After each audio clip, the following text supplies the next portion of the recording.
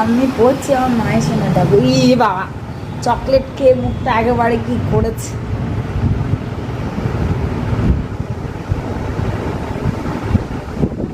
পড়ছি আমাকে পড়তে দেবে না, এসে ডিস্টার্ব করবে না। আমি তোমার সঙ্গে বই পড়বো আর আমি যদি বলি ঠিক আছে তুমি তাহলে বই নিয়ে এসো, কী করবে জানো তো, ওই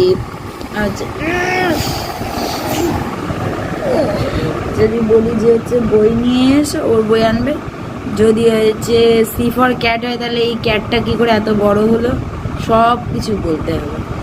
আর আমার বই নিয়ে আমাকে পড়াবে মাইসোনার খিদে পেয়েছিল, তারপরে আবার জিজ্ঞাসা করবে কার খিদে পেয়েছিল, আমি বলবো মাইসোনা, এরকম করে আমাকে পড়াবে।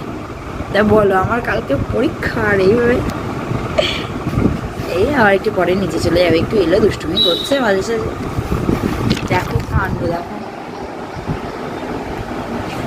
এসছি যা যা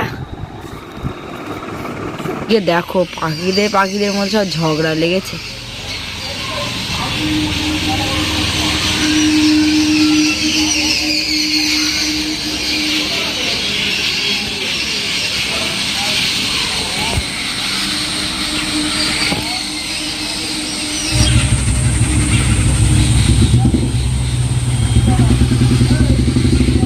এবার উড়ে এসে সব এই গাছে বসেছে।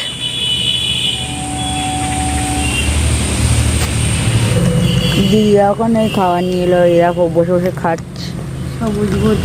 আমি শুধু ভুলে যাই, এরা যে ছোটোবেলার থেকে বলে নীলবুট, শুধু বলতাম কি নীলবুট নীলবুট, এই পাল্টেছি এই 2-4 দিন হলো সবুজ বুট। একটা কুরকুরে এনেছি, খেতে ইচ্ছে করছিল কী খাই তা ভাবলাম ছোট্ট উপরে আছে একটু নিয়ে যাই, আর আমি খাবো দুজন। মেয়ে মার সাথে একটু বেরোলো, কোথায় গেল দেখলাম ছোট দাদাই টোটো করে। মনে কালকে থেকে পরীক্ষাটা হয়ে গেলে একটু টেনশন মুক্ত হতো, পড়তেও পারলো না 19-20 দিন টানা পরীক্ষার আগে। এই 2 দিন আমাদের বাড়ি এসে একটু সময় পেলো, তাও বাবাকে নিয়ে একবার ডাক্তারের কাছে যাওয়া, একদিন পড়তে গেছিলো, এর মধ্যে একবার ওই বাড়ি যাওয়া, ঘর বারান্দা ঝাড়টার দিয়ে সন্ধে বাতি দিয়ে আবার আসা, এইসব করছে। তার মধ্যে দৌড়ে পরীক্ষাটা ভালোভাবে হলে ভালো, রেজাল্ট হলে ভালো, দেখা যাক এখন কি হয়। আর আমি এই ছাদের বইটা নিয়ে বসলাম যে একটু পড়ি। এখন কালকের দিনটা নিয়ে সত্যিই পরীক্ষার কটা দিন ভীষণ টেনশনে আছি, দেখা যাক কালকের থেকে তো পরীক্ষা শুরু। ও হ্যাঁ, আর কালকে সেই বাবাকে ডাক্তারের কাছে নিয়ে গিয়েছিলাম, রিপোর্টস সব কটাই নর্মাল এসছে, আর বাবার তো একটু থাইরয়েডটা বেশি ছিল এর আগের বারে যখন টেস্ট করি, তো এবার টেস্ট করা হলো থাইরয়েড পুরো নর্মালে চলেছে। তাও স্যার বললেন যে হচ্ছে ওষুধ খেতে হবে, কারণ যদি খাওয়া আবার বন্ধ দেয় তো সেক্ষেত্রে আবার মানে বেড়ে যাবে সেটা।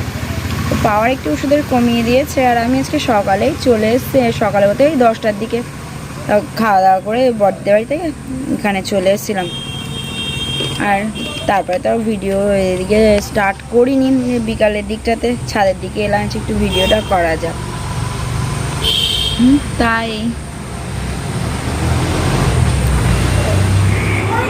আমি এদিকে ওপরে এলাম বলে, আর এই দেখো সেটাও দেখে দেখে ওপরে চলে এলো, পড়ছিল ওদিকে। এখন মিমি খাতা নিয়ে নিয়েছে, দুপুরবেলা এত জ্বালাতন করছে, পড়তেই দিচ্ছে না। আমি না পেরে বললাম দরজাটা বন্ধ করে রাখ, তারপরে 2-3 বার এসে দরজায় ধাক্কা দিচ্ছে, ও ছোট মিমি তুমি দরজা খোলো। আমি তো খুলিনি কারণ বারবার এসে হচ্ছে ডিস্টার্ব করছিল, সামনে কালকে তো পরীক্ষা, আর ও এসে কি করবে দুষ্টুমি করো, আমার বই খাতা নিয়ে চারিদিকে ছড়াবো, দেখো যেমন বসে গিয়েছে এখন খাতা নিয়ে। দরজা খুলিনি করে বলে কি করেছেন তো, মানে বাইরে দিয়ে লক করে দিয়ে চলে গেছে। দিদি এসে ডাকছে ছোট দরজা খোল, আমি এই ছিটকে খুললাম, টানছি দেখি দরজা খুলছে না, এই বাইরে থেকে দেখেছো কেমন দুষ্টুমি করে, দেখেছো? ওইভাবে উল্টে যাবে বলো তো, ওদিকে পড়ে যাবে না, ডিগবাজি খাবে বলবে। উল্টে গেলে কিন্তু মাথায় একটা আলু হবে, লাগবে কিন্তু মাহি। চলো নিচে চলো, মিমিকে পড়তে দাও, চলো। বলো কি লেখা আছে বলো।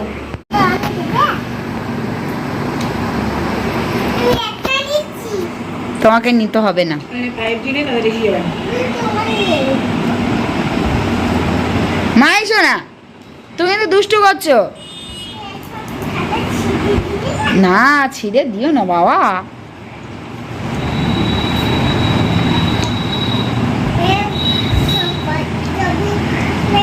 বুঝেছো? 7/6 চলে এলাম রাতের খাওয়া দাওয়া করতে। তো আজকে ভিডিওটা এখানেই স্টপ করছি। গুড নাইট সবাইকে। আর আমাদের মাই শোনা এদিকে দুষ্টুমি করছে, যে খেয়ে দিয়ে সবাই আস্তে আস্তে শুয়ে পড়বো। তো টাটা।